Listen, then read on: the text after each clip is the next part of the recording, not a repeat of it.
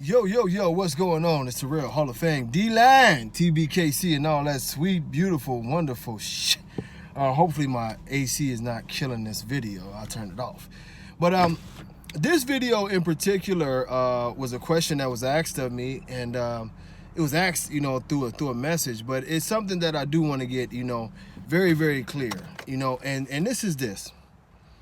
I understand, and if you watch this page enough, I always talk about the issues and whatever's going on with American bullies. I've talked about different lines. I've talked about different popular American bullies. I go down the line.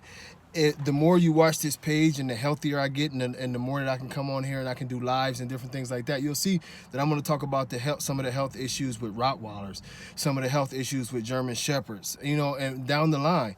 So it's not that I single out one dog, but those of you who are exotic fans, you do have to understand this. The exotic, without exaggeration, is probably the unhealthiest dog in the world. I mean, without a doubt, it is the unhealthiest dog in the world. We could talk about dogs like pugs and different things like that. And in the pug community, it's like shameful if your pug only lives, 4 or 5 years. Well, in the exotic community, we have a lot of those dogs that won't even make it to 3 years. The characteristics and the traits that are being bred into those dogs are issues that we know we shouldn't be breeding. As I've talked about before with the dwarfism and with the Down syndrome characteristics.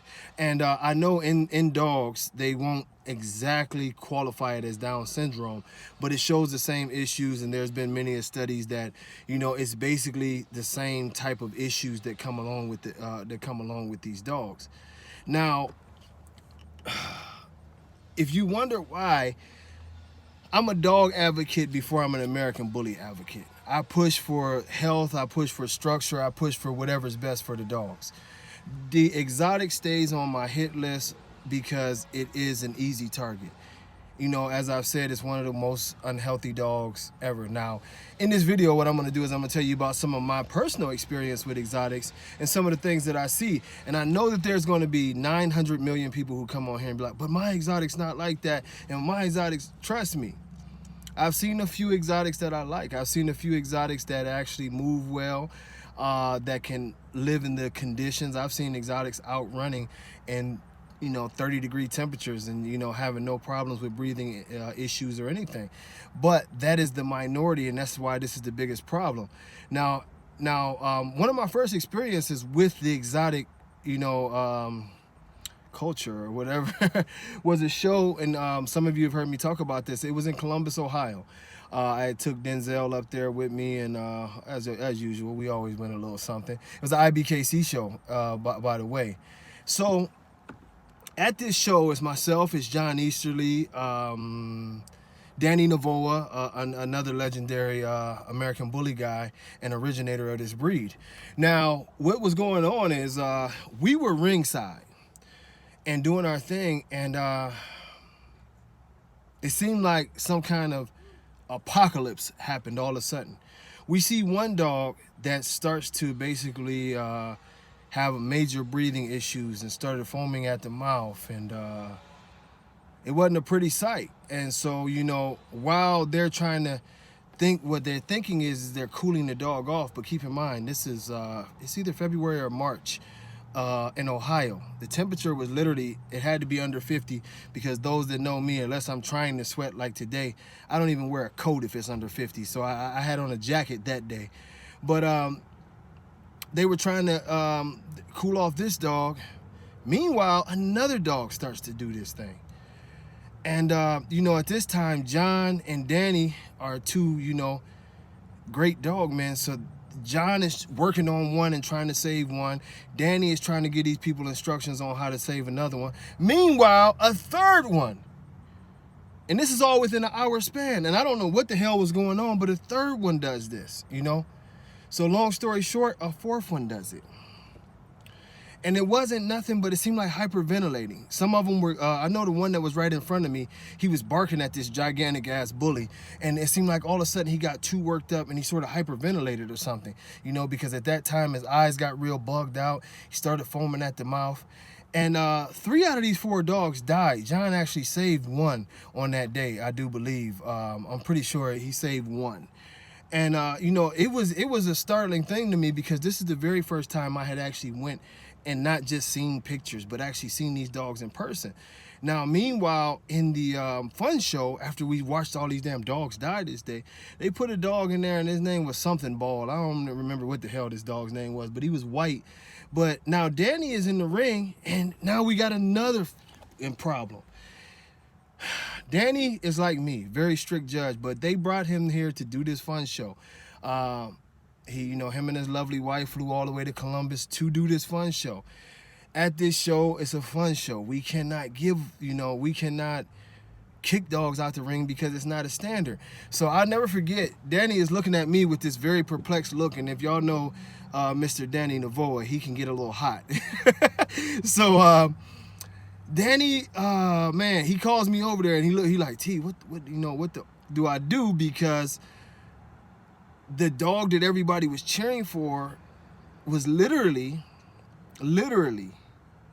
on the sides of his feet. His paws were so turned over that we could literally see the bottom of his paws. The way he was standing was almost like a seal. And it was crazy to see these people jumping around and clapping their hands and yeah, he the man that I mean. And they were serious about this shit. And meanwhile, we're sitting there thinking, as you know what I'm saying, I would guess you would call it trained dog men. We like, man, this motherfucker should be put down. And this was the first time that our culture of clean, correct bullies, you know, had clashed. And when I say our, I'm talking about myself and Danny, that we were looking at this shit. And it was no way for us as dog men to accept this. Because it's not about a popularity thing. If they cheered for the dog and the dog was, you know, looked like a bulldog or some shit like that, it wouldn't have been a problem. But to sit there and know dogs the way that we know dogs, and know that this dog being knuckled over like that is going to cause an incredible amount of pain, not only to his feet, but to his elbows, to his shoulders. This dog is going to have a bad life. And to see people jumping around and cheering and wanting us to give a trophy to this dog, it was probably one of the most disgusting things that I know personally we ever had to partake in. I know, and I can speak for Danny on this one. I know that Danny was to the point, literally, he was almost emotional after the show because he did not want to give that trophy up. But it was their show. It was a fun show. There's no real rules to fun shows. But it was a moral conflict there, to, you know, that we didn't really want to be a part of some shit to hand over a trophy. And I know that the ABKC doesn't represent that. But, you know, when a person throws a fun show, they can do whatever they want with their fun show. But, you know, I had already been on exotics. But once I saw that, you know, it started to drive. You know, it started to drive to make the fuck exotic shirts. It started to drive to really pinpoint all these dogs, because the exotic movement in itself is not a problem. There are individuals that I can tell you, you know, there's one in particular, you know, a guy that I go back and forth with, that I know he's trying hard to push this clean exotic movement, and he's really trying to clean the dogs up and make them healthier, give them longevity and everything. So I commend those people. But to the other people who y'all bring these dogs out here and you see they have that vacant look in their eyes, their tongues are hanging out their mouths, you see the issues with the bones, you see the issues. I mean, dude, and how can y'all fucking live with yourselves? That's just a real question, man. When you gotta breed a dog at 6 months because you scared that the dog ain't gonna live enough for you to get a chance to breed it, what the fuck is wrong with you? It's not that I hate exotics. I hate the breeders who don't have enough fucking common sense to breed towards something healthy, and they're basically pimping a dog that they know this dog is gonna die. This dog is gonna live a bad life. This dog is gonna live a painful life. But hey, I can make me some money, so you know, fuck the dog. And y'all want me to respect that? I cannot. I will not. So, you know, in closing, when I say this, it's never about the exotics.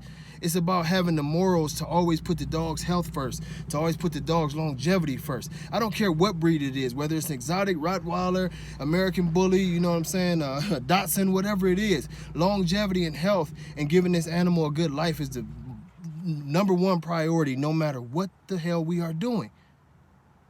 So understand, exotic breeders, I am not against you. I commend those who are pushing hard, and I will have a couple of them that come on with me and we're going to talk some shit. I commend those exotic breeders who are pushing hard to clean the nonsense up. And I'm not saying that with any sarcasm. I wish them brothers and sisters the best, that they can clean this mess up and they can create a dog that can live a long, healthy life, and they, you know, and they have their look and everything else. I commend them. It's not hate towards that, but they know, just like I know, that a large part of their community represents something that is atrocious, not only to that breed, but to dog breeding and animals in general. That's where the fuck exotic movement came from. That's where a lot of the so-called hate comes from. It's clean it up, man. Just make a healthy dog. No matter what kind of dog it is, if it's healthy, I got love for it. And I'll leave y'all with that, man. God bless y'all. Push forward. Peace.